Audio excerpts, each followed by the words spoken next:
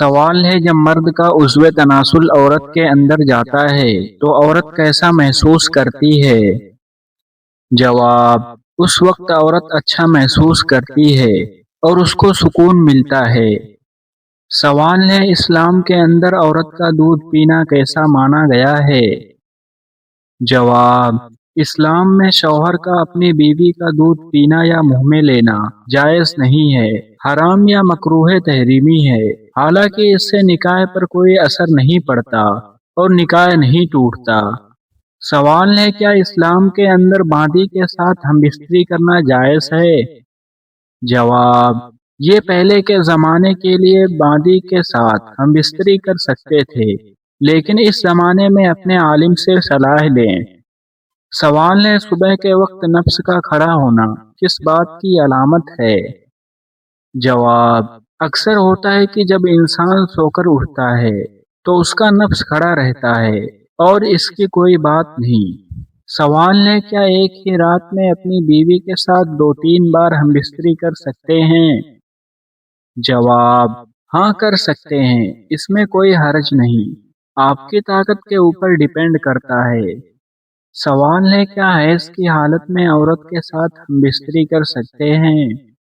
جواب: نہیں کر سکتے، حیض کی حالت میں عورت کے ساتھ ہم بستری نہیں کر سکتے۔ سوال ہے نکاح کے بعد میاں بیوی کے بیچ صرف جسمانی رشتہ ہی کیوں نہیں بلکہ دلوں کا سکون بھی کیوں ضروری ہے؟ جواب: کیونکہ اسلام میں نکاح صرف جسم کا نہیں بلکہ دو دلوں کی امانت اور سکون کا رشتہ ہے۔ سوال ہے جب شوہر اپنی بیوی کے قریب ہوتا ہے تو اسلام میں اس کی سب سے بڑی ذمہ داری کیا ہوتی ہے؟ جواب: اس کی عزت، حیا اور بھاوناؤں کا خیال رکھنا بھی اتنا ہی ضروری ہے جتنا اپنی خواہش کا۔ سوال ہے کیا ہم بستری بھی عبادت بن سکتی ہے یا یہ صرف دنیاوی خواہش ہے؟ جواب: جائز نکاح میں صحیح نیت کے ساتھ میاں بیوی کا رشتہ ثواب کا سبب بھی بن سکتا ہے۔ سوال ہے میاں بیوی کے رشتے میں ایسی کون سی چیز ہے جو جسم سے بھی زیادہ گہری ہوتی ہے؟ جواب: بھروسہ اور محبت، کیونکہ جسم قریب آ سکتے ہیں لیکن دلوں کا جڑنا رشتوں کو مضبوط بناتا ہے۔ سوال ہے اگر پتی پتنی ایک دوسرے کی بھاوناؤں کو سمجھے بنا صرف اپنی خواہش پوری کریں تو رشتے پر کیا اثر پڑتا ہے؟ جواب: رشتہ صرف جسمانی رہ جاتا ہے۔ اسلام محبت، رحمت اور ایک دوسرے کے سکون کی بھی تعلیم دیتا ہے۔ سوال ہے کیا میاں بیوی کو ایک دوسرے کی پسند اور ناپسند کا خیال رکھنا چاہیے؟ جواب: جی ہاں، اچھے رشتے کی بنیاد ہی ایک دوسرے کی عزت اور احساس سمجھنے پر ہے۔ سوال ہے ہم بستری کے بعد میاں بیوی کے بیچ کیسا ویوہار ہونا چاہیے؟ جواب: محبت اور سمان بنا رہنا چاہیے، کیونکہ رشتہ صرف ایک پل کی خواہش کا نام نہیں ہے۔ سوال ہے کیا بیوی کی بھاوناؤں کو نظر انداز کر کے صرف اپنی خواہش پوری کرنی صحیح ہے؟ جواب: نہیں، رشتے میں دونوں کے سکون اور بھاوناؤں کا خیال رکھنا ضروری ہے۔ سوال ہے میاں بیوی کے بیچ نجی باتیں دوسروں کو بتانا کیسا ہے؟ جواب: ایسے نجی باتوں کو چھپانا چاہیے، بھروسہ توڑنا رشتے کی بہت بڑی کمزوری ہے۔ سوال ہے نکاح کے رشتے میں سب سے خوبصورت چیز کیا ہے، جسمانی قریبیاں یا دل کا سکون؟ جواب: دونوں اپنی جگہ ہیں، لیکن اصلی خوبصورتی تب ہے جب قریبیوں کے ساتھ محبت، رحمت اور بھروسہ بھی ہو۔ سوال ہے اگر میاں بیوی کے بیچ جسمانی قربت ہو لیکن دل میں ناراضگی اور دوری ہو تو کیا وہ قربت رشتے کو سچ میں قریب لا سکتی ہے؟ جواب: نہیں، اصلی قربت تب ہے جب جسم کے ساتھ دل بھی ایک دوسرے کے لیے کھلا ہو۔ سوال ہے ایک عورت کبھی کبھی قریب ہوتے ہوئے بھی اندر سے خاموش کیوں رہتی ہے، کیا ہر خاموشی رضامندی ہوتی ہے؟ جواب: نہیں، خاموشی کو رضامندی سمجھنا صحیح نہیں، رشتے میں صاف احساس اور آپسی رضامندی ضروری ہے۔ سوال ہے کیا میاں بیوی کی نزدیکی کے بعد بھی دل میں خالی پن رہ سکتا ہے، اگر ہاں تو کیوں؟ جواب: ہاں، اگر رشتے میں محبت، بھروسہ اور بھاوناتمک جڑاؤ کم ہو تو نزدیکی کے باوجود خالی پن رہ سکتا ہے۔ سوال ہے کبھی انسان اپنے جیون ساتھی کے بالکل پاس ہو کر بھی اسے دور کیوں محسوس کرتا ہے؟ جواب، کیونکہ دوری ہمیشہ جسموں کے بیچ نہیں ہوتی، کبھی کبھی انکہی شکایتیں دلوں کے بیچ دیوار بن جاتی ہے۔ سوال ہے اگر میاں بیوی کے بیچ کوئی بات دل میں دب جائے تو کیا وہ ان کی نجی زندگی پر اثر ڈال سکتی ہے؟ جواب، ہاں، دبے ہوئے خود اور شکایتیں دھیرے دھیرے محبت اور بھروسے کو کم کر سکتی ہے۔ سوال ہے کیا صرف یہ سمجھ لینا کہ وہ میرا جیون ساتھی ہے اس کے ہر ضرورت اور ہر احساس کو سمجھنے کے لیے کافی ہے؟ جواب، نہیں، رشتہ حق سے نہیں بلکہ سمجھ، نرمی اور لگاتار احساس سے خوبصورت بنتا ہے۔ سوال ہے میاں بیوی کی نجی زندگی میں سب سے خطرناک چیز کیا ہے جسے اکثر لوگ چھوٹی بات سمجھ کر چھوڑ دیتے ہیں؟ جواب، ایک دوسرے کے احساس کو ہلکا سمجھنا، کیونکہ چھوٹی چھوٹی چوٹیں مل کر دل میں بڑی دوری پیدا کر دیتی ہے۔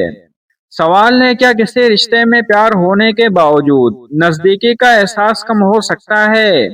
جواب، ہاں، کیونکہ پیار صرف دل میں ہونا کافی نہیں، اسے ویوہار اور دھیان سے محسوس بھی کرایا جانا چاہیے۔ سوال ہے اگر جیون ساتھی اپنی کوئی پریشانی نہ بتائے تو کیا اس کا مطلب ہے کہ اسے کوئی پریشانی نہیں؟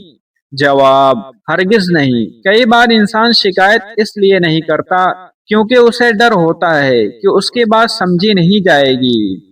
سوال ہے میاں بیوی کے بیچ سب سے گہری نزدیکی آخر کہاں پیدا ہوتی ہے، جسم کی قربت میں یا اس بھروسے میں جہاں انسان اپنا راز بھی بے خوف بتا سکے؟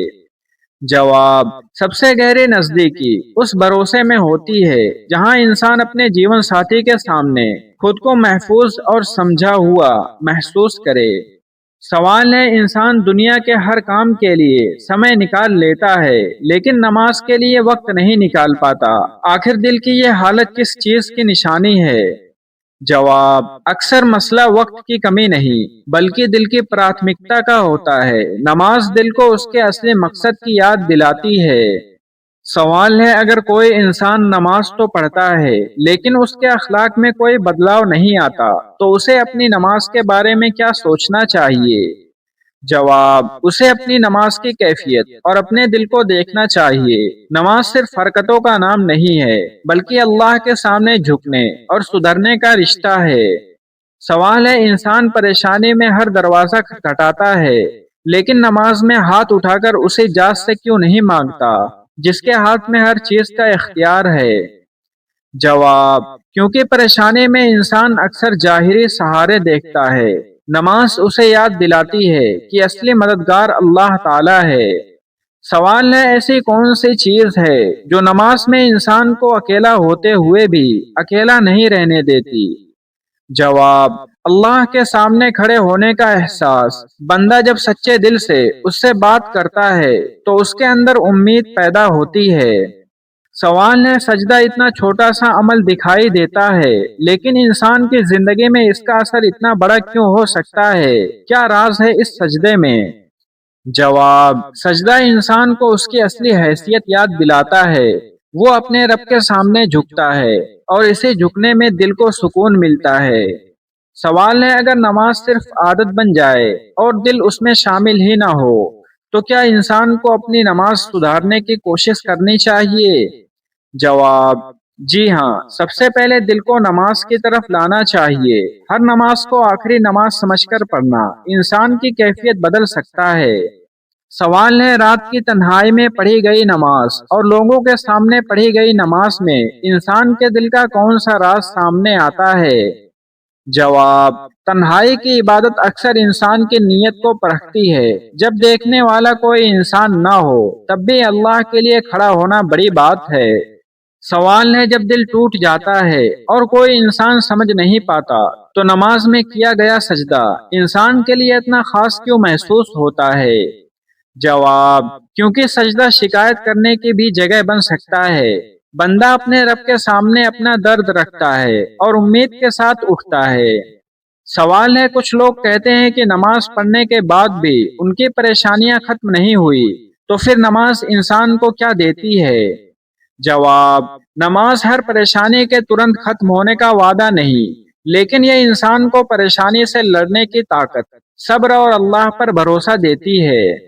سوال ہے، قیامت کے دن نماز کے بارے میں اتنا زور کیوں دیا گیا جبکہ انسان اپنی زندگی میں اسے صرف کچھ منٹ کا عمل سمجھتا ہے؟ جواب، کیونکہ نماز بندے اور اس کے رب کے بیچ سب سے اہم عبادتوں میں سے ہے۔ جو عمل دنیا میں کچھ منٹ لیتا ہے وہ انسان کی پوری زندگی کا رخ بدل سکتا ہے۔ سوال ہے، انسان دن رات پیسہ کماتا ہے پھر بھی اس کے ہاتھ میں برکت کیوں نہیں رہتی؟ کیا صرف کمائی زیادہ ہونا ہی امیری ہے؟ جواب، نہیں، اصلی امیری صرف مال نہیں، حلال کمائی اور اس سے برکت بھی ضروری ہے۔ کبھی کم مال بھی انسان کو بہت سکھی رکھتا ہے۔ سوال ہے، کیا صدقہ دینے سے دولت کم ہوتی ہے یا اللہ اس کے اندر ایسی برکت رکھا ہے جسے انسان اپنی آنکھوں سے نہیں دیکھ سکتا؟ جواب، صدقہ مال کو صرف خرچ سمجھنے کی سوچ بدل دیتا ہے۔ اسلام میں صدقہ کرنے کی بڑی فضیلت بیان ہوئی ہے۔ برکت ہمیشہ صرف رقم بڑھنے کے روپ میں نہیں آتی۔ سوال ہے، اگر کوئی انسان امیر بننا چاہتا ہے تو اسے صرف دعا کرنی چاہیے یا محنت بھی کرنی چاہیے؟ جواب، دعا کے ساتھ جائز محنت کرنا بھی ضروری ہے۔ توکل کا مطلب ہاتھ پر ہاتھ رکھ کر بیٹھنا نہیں، اللہ پر بھروسہ کر کے صحیح کوشش کرنی چاہیے۔ سوال ہے، دو لوگ برابر محنت کرتے ہیں لیکن ایک کے پاس برکت ہوتی ہے اور دوسرے کے پاس نہیں، آخر فرق کہاں پیدا ہوتا ہے؟ جواب، کمائی کا حلال ہونا اور خرچ کرنے کا طریقہ اہم ہے، صرف رقم نہیں، اس کے پیچھے کا طریقہ بھی معنی رکھتا ہے۔ حلال رزق میں دل کا سکون بھی شامل ہوتا ہے۔ سوال ہے، کیا ہر امیر انسان خوشحال ہوتا ہے اور کیا ہر غریب انسان بدقسمت ہوتا ہے؟ اسلام اس سوچ کو کیسے دیکھتا ہے؟ جواب، دولت ہمیشہ خوشحالی کی گارنٹی نہیں۔ انسان کی اصلی کامیابی صرف بینک بیلنس سے نہیں ماپی جاتی، سکون، ایمان اور حلال زندگی بھی بڑی نعمت ہے۔ سوال ہے، اگر کسی کی کمائی بہت ہو لیکن گھر میں سکون نہ ہو تو کیا وہ سچ میں امیر کہلائے گا؟ جواب، مال بہت ہونا اور دل کا امیر ہونا الگ چیزیں ہیں۔ سکون اور قناعت انسان کی بڑی دولت ہے، اس لیے اسلام مال کے ساتھ دل کی بھی اصلاح چاہتا ہے۔ سوال ہے، کیا حرام طریقے سے کمایا گیا پیسہ انسان کو باہر سے امیر لیکن اندر سے غریب بنا سکتا ہے؟ جواب، حرام کمائی کو کامیابی سمجھنا خطرناک سوچ ہے۔ مسلمان کے لیے کمائی کا حلال ہونا بنیادی بات ہے، دولت سے پہلے اس کا پاک ہونا ضروری ہے۔ سوال ہے، انسان رزق کے پیچھے اتنا پریشان کیوں رہتا ہے جبکہ اس کا رزق اللہ کے علم اور اختیار میں ہے؟ پھر محنت کا کیا مطلب؟ جواب، رزق اللہ دیتا ہے لیکن انسان کو کوشش کرنی چاہیے۔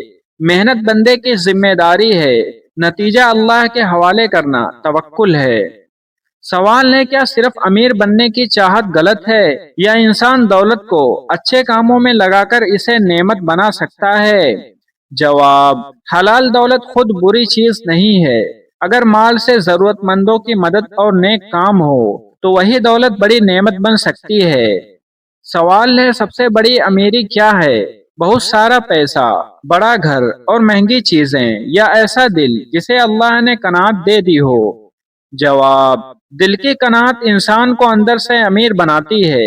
مال بڑھ جائے لیکن لالچ بڑھتا جائے تو سکون نہیں ملتا۔ اصلی دولت وہ ہے جو انسان کو اللہ سے دور نہ کرے۔ سوال ہے، وہ کون سے نبی تھے جنہوں نے اپنی پوری زندگی اپنی قوم کو سمجھانے میں لگا دی؟ جواب، وہ نبی حضرت نوح علیہ السلام ہیں۔ انہوں نے اپنی قوم کو لمبے عرصے تک اللہ کی طرف بلایا لیکن ان کی قوم کے بہت کم لوگ ایمان لائے۔ سوال ہے، وہ کون سے نبی تھے جنہیں ان کے اپنے بھائیوں نے کنویں میں ڈال دیے تھے لیکن بعد میں وہ نبی مصر کے بڑے عہدے پر پہنچے؟ جواب، وہ نبی حضرت یوسف علیہ السلام ہیں۔ ان کے بھائیوں نے ان کے ساتھ ظلم کیا تھا، اللہ نے بعد میں انہیں عزت اور حکومت عطا کی۔ سوال ہے، وہ کون سے نبی تھے جنہیں آگ میں ڈال دیا گیا تھا لیکن آگ ان کے لیے ٹھنڈی اور سلامتی والی بن گئی تھی؟ جواب، وہ نبی حضرت ابراہیم علیہ السلام ہیں۔ ان کی قوم نے انہیں آگ میں ڈال دیا تھا، اللہ نے آگ کو ان کے لیے سلامتی کا ذریعہ بنا دیا تھا۔ سوال ہے وہ کون سے نبی تھے جنہوں نے سمندر کے بیچ اپنی قوم کے لیے راستہ بنتے دیکھا اور اللہ نے انہیں ظالم بادشاہ سے نجات دی؟ جواب، وہ نبی حضرت موسیٰ علیہ السلام ہیں۔ اللہ کے حکم سے سمندر میں راستہ بنا، موسیٰ علیہ السلام اور بنی اسرائیل بچ گئے۔